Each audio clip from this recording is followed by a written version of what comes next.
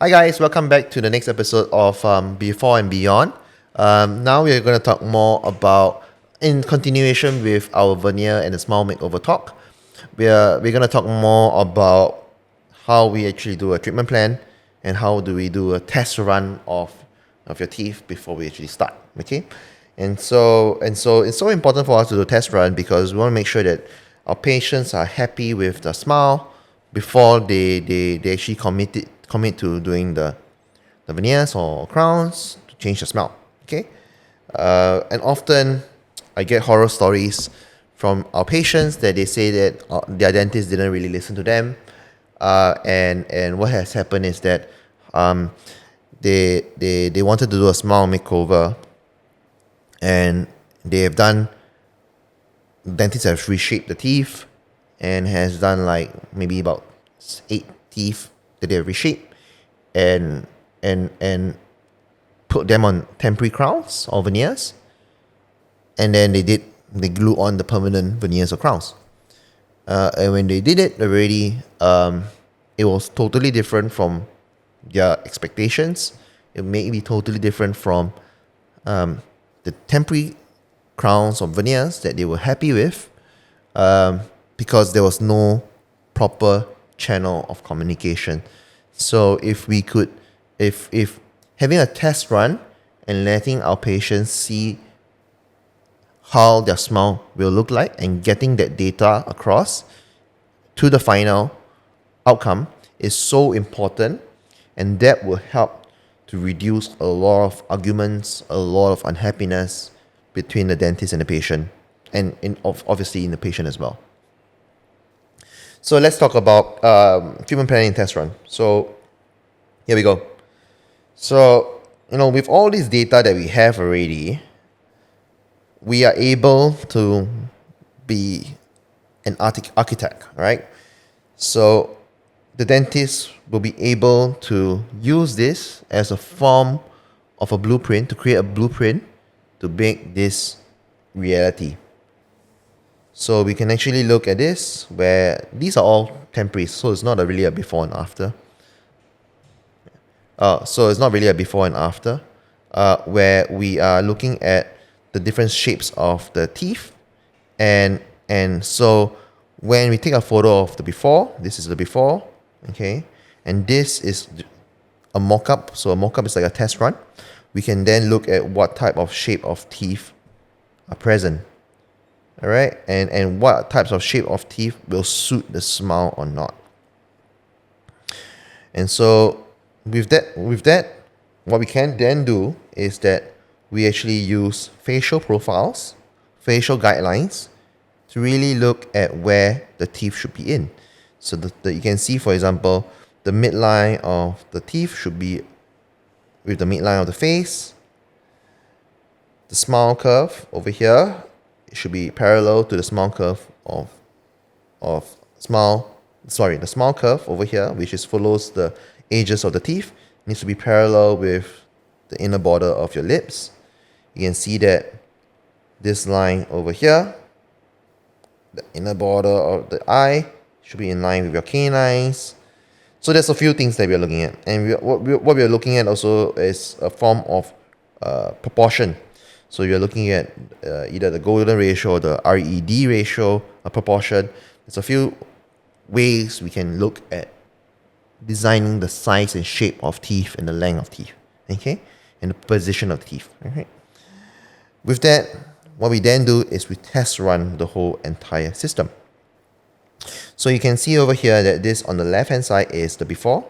Okay, so this is the before. This over here is the blueprint. So this is the blueprint over here. And over here, this is actually the mock-up. It's not the finals, it's the mock-up. So it's not an after. Okay, so I want to stress that this is not an after picture. This is actually during the treatment itself. And what you can see here is that this entire process is a linear direction, where when we design the smile, we need to make sure that when we execute the smile, it looks same as what we designed, or very close. If it's not the same, Maybe there's a reason why. Maybe because the teeth are in not a proper position. Maybe there is other things that we have to address to get there. And if the patient is not willing to address these issues, then there will be a compromise, which I will have to explain to the patient in the smile, because we are unable to get there. All right. So this is so powerful, because once we test run and have a look in the patient's mouth, and we put our blueprint into the patient's mouth using something called the mock-up, or a test run, or a trial smile, same thing. The patient is able to see for themselves how the smile looks like. And when they see the smile, things gets a lot more clear than just looking at a photo, right? Or a simulation, okay? This is one way we can design a smile. Very, very simple. We're just looking at different types of photos, and we superimpose the photos together, okay?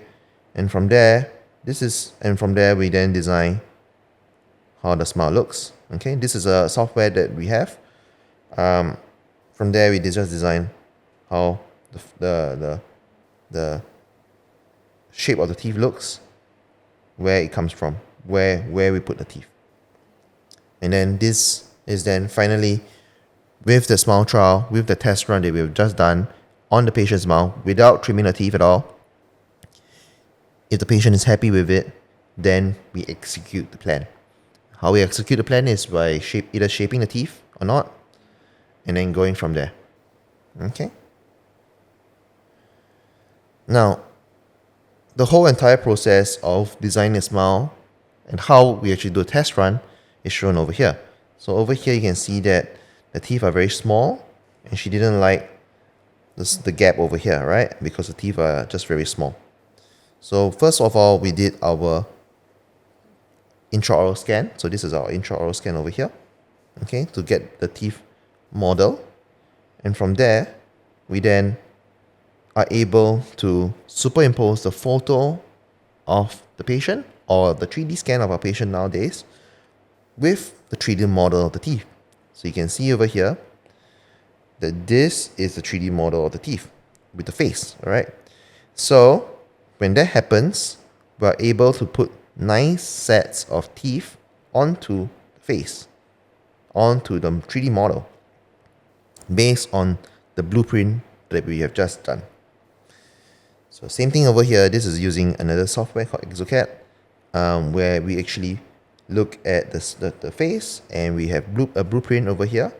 We have the blueprint over here, and we have 9 set of teeth that looks similar to his age group that we put on top. And you're gonna ask me, like, how do you have all these teeth shapes? All right, I'll tell you why later on. Because we have a big library of teeth of different shapes and sizes and different textures. And these are all coming from humans. So these are not 3D AI generated sort of models of teeth. These are teeth that are, they are great looking.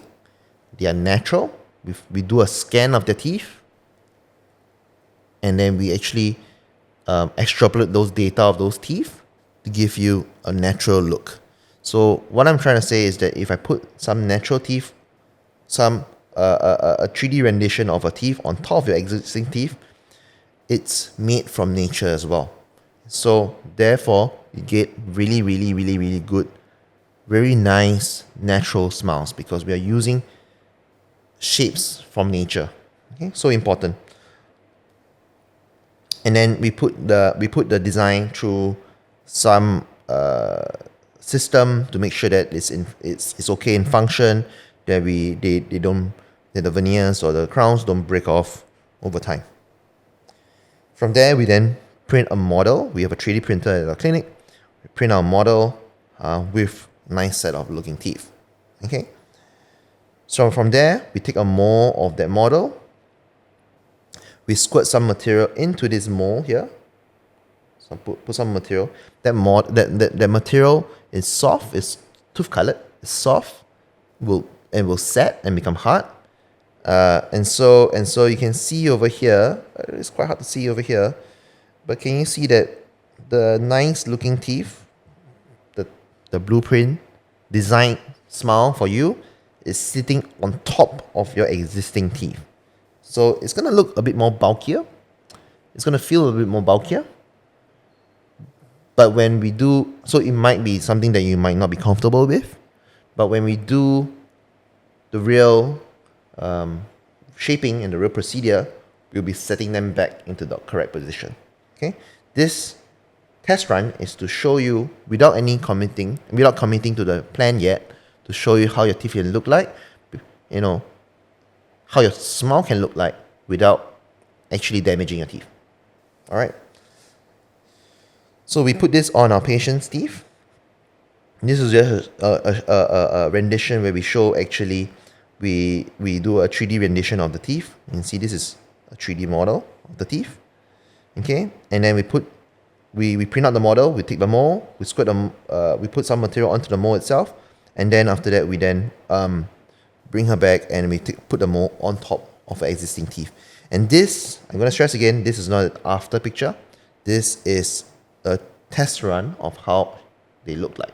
Okay, when you see the test run, then patients understand why is it all worth it to change the smile or not worth it to change the smile. So it's important for you to do the test run. For me, I do a test run for all our patients because it's so important for us to look at where the benchmark is. What is your definition of aesthetics and whether we can achieve it or not.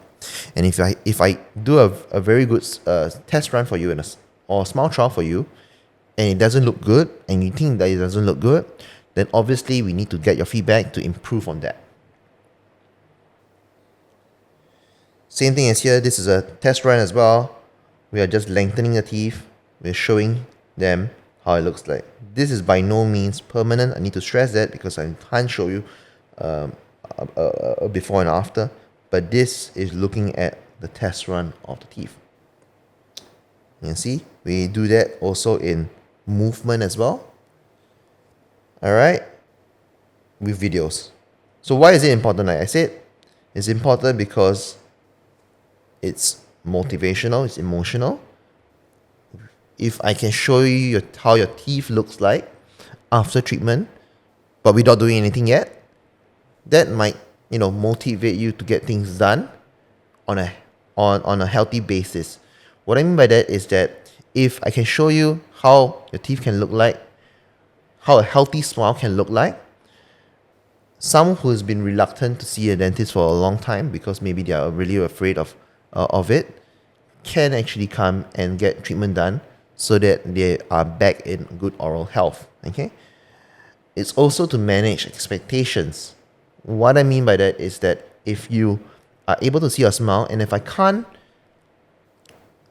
be able to satisfy your needs and your concerns with a smile trial that looks great already, I might not be the correct dentist for you. And so with the smile trial, I can tell you, hey, this will look like that. Your smile may look like that. Very, very similar to the smile trial that we have done. But if you don't like the smile trial, you might not think it's worth it. That's fine. It's great. It's a good sort of opener to the treatments that you might or might not want. It's an aesthetic test. So with the smile trial, I keep on saying smile trial, they are the same. Test run and smile trial, they're the same. They are good tests for whether you're looking at the smile, whether it's tilted or not, whether the midline is correct or not, whether the shape of the teeth are correct or not, whether the size and length of the teeth is correct or not, whether the smile arc of the line is correct or not, whether you are talking properly or not. Because if you put a smile trial on, sometimes they are longer, sometimes they're more bulkier. If you're able to tolerate that sort of length, size, if you talk funnily, then we know that we cannot do that. We are pushing beyond the limits, or whether we are within the limits or not. It's a functional test, okay? And most importantly, it creates the backbone of our treatment plan. And what I mean by that is that if we set the smile correctly, everything that we do in your mouth would follow that smile, because we know that that's something that you like, and that's something that fits your face. And usually when you fit you fit the teeth to the face, the function usually follows really well, and therefore, essentially, designing a smile is designing the whole entire teeth structure and teeth setting. Okay? Alright, and I think with that, we're done with this episode already. Next episode, I'll talk more about cases that I can show you, and put those entire concepts of data acquisition and treatment planning and test run into play so that you can actually see what we're talking about. Okay? Thank you so much. I'll see you guys soon. Thank you.